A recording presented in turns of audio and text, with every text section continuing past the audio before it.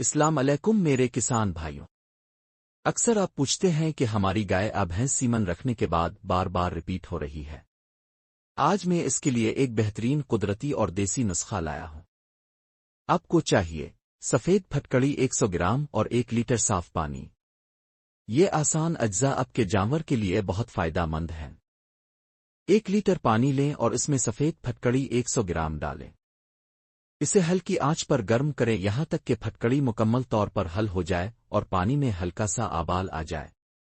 پھر اسے اتار کر ٹھنڈا ہونے دیں۔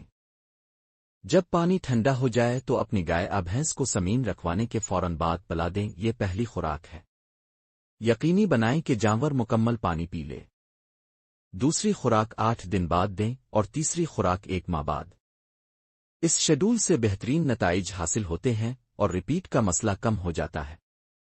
اس نسخے کے ساتھ جانور کو منرل مکسچر، اچھا وانڈ اور متوازن خوراک دیں۔